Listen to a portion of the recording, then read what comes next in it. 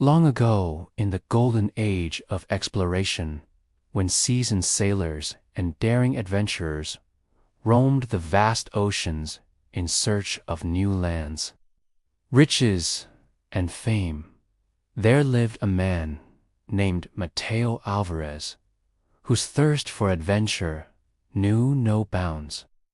Unlike many of his contemporaries, Mateo was not driven by the desire for gold, power, or glory. His heart raced at the mere mention of uncharted territories, unexplored islands, and mythical creatures that lurked beneath the waves. He longed to discover the secrets of the world, and so he became a sailor, spending his days navigating the high seas and his nights poring over ancient maps and nautical charts. Years went by, and soon Mateo found himself in possession of a small but sturdy vessel named the Seahawk, which he equipped with everything he needed for long voyages. Then, with a loyal crew by his side, he set sail from the bustling port of Lisbon, determined to find new lands beyond the known world. As the Seahawk cut through the waves, heading ever westward, the crew faced many perils, from fierce storms to treacherous reefs. But through it all, Mateo remained calm and collected, guiding his ship and crew safely through every danger. Weeks turned into months, and the crew began to lose hope of ever returning home. They missed their families and friends terribly and longed for the familiar sights and sounds of their homeland. But Mateo refused to turn back, driven by his insatiable curiosity and determination to discover the unknown. Finally, just when the crew's spirits were at their lowest, they spotted land in the distance. Overjoyed, they sailed towards it, eager to explore this new world that lay before them. Upon reaching the shore, Mateo and his crew were greeted by a sight that took their breath away. Lush forests, towering mountains, and sparkling waterfalls surrounded them. They had never seen such beauty before. And as they ventured deeper into the island, they discovered a civilization unlike any they had ever seen before. The buildings were made of stone and decorated with intricate carvings. The people were tall and slender, with dark skin and flowing hair. They wore strange garments and spoke in a language that was completely foreign to the crew. The islanders were initially wary of the crew, but soon they welcomed them warmly and offered them food, water, and shelter. They also shared their knowledge of the island and its history, which turned out to be much longer and richer than the Europeans had ever imagined.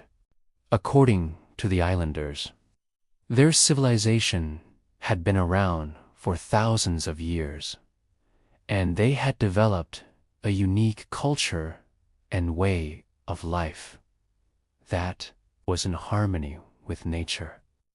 They were skilled farmers, growing crops and raising livestock, and they had a deep understanding of the island's ecosystem.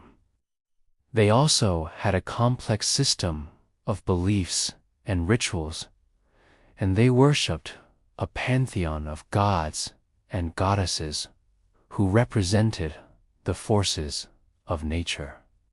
The crew spent several weeks on the island, learning about the islanders' way of life and exploring the surrounding areas. They collected samples of exotic plants and animals and studied the stars and constellations that appeared in the night sky. It was an experience that changed their perspective on the world and made them realize how much they had yet to learn. But eventually, it was time for them to move on. As the crew prepared to leave, the islanders gifted them with precious stones, rare spices, and handmade crafts as tokens of their friendship. The crew thanked them for their hospitality and promised to return someday. Then, with heavy hearts, they boarded the Seahawk and set sail for home. However, as the ship sailed away from the island, a terrible storm arose. The wind grew stronger and stronger, and the waves became larger and more violent. The crew struggled to keep the ship afloat, but it was clear that they were in grave danger. Just when they thought things couldn't get worse, a giant wave crashed into the ship, knocking down the mast and tearing the sails to shreds. The Seahawk was now at the mercy of the storm, and the crew feared that they would all perish. But somehow, the ship managed to stay afloat, and eventually, the storm began to subside. When the crew emerged from the wreckage, they realized that the storm had pushed them far off course, and they had no idea where they were. They searched for land for days, but all they saw was endless ocean. The crew started to panic as their food and water supplies dwindled, and they feared that they would starve or die of thirst. But just when their hope was fading, they spotted another island in the distance. As they approached the island, they saw that it was covered in thick, dark forest, and they couldn't tell if it was inhabited or not. But they had no choice but to land and explore, hoping to find food and water. As they ventured deeper into the forest, they heard strange noises and saw eerie sights that made their blood run cold. They came across dead trees with their branches pointing towards the sky like the fingers of a skeleton hand. They also saw strange plants and flowers with bright colors and strange shapes that they had never seen before. They felt as if they had entered a mysterious and enchanted world where anything was possible.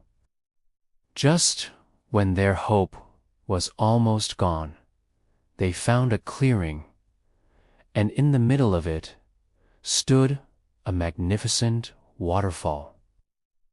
As they approached the waterfall, they heard the sound of rushing water and the sweet melody of birds. Suddenly, from behind the waterfall, a man stepped out, and the crew gasped in surprise. The man was tall and handsome with long flowing hair and piercing blue eyes. He was dressed in a tunic made of animal skins and carried a wooden staff adorned with feathers and beads. "Who are you?" asked Mateo cautiously. "I am the guardian of this island," replied the man, "and you are not welcome here." Mateo tried to explain their situation, but the man would not listen. He raised his staff and pointed it at the crew, and suddenly vines and thorns began to wrap around their legs and arms. The crew struggled to free themselves, but it was no use. The guardian was too powerful. As he prepared to strike the fatal blow, Mateo pulled out his journal and showed it to the man. "I am a sailor, an explorer," he said, "and I have traveled to many lands and seen many wonders. I have come to your island to learn and explore, not to harm or destroy." He looked at the journal and saw the beautiful drawings and detailed descriptions of plants, animals, and cultures that Mateo had collected on his travels. He saw that Mateo was not like the other explorers who had come to plunder and exploit.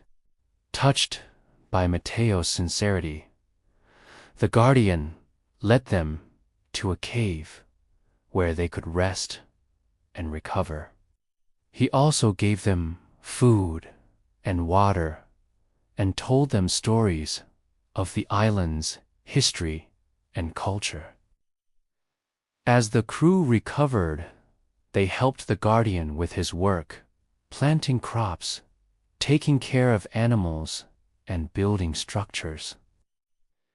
They learned about the island's customs and traditions and participated in their religious ceremonies.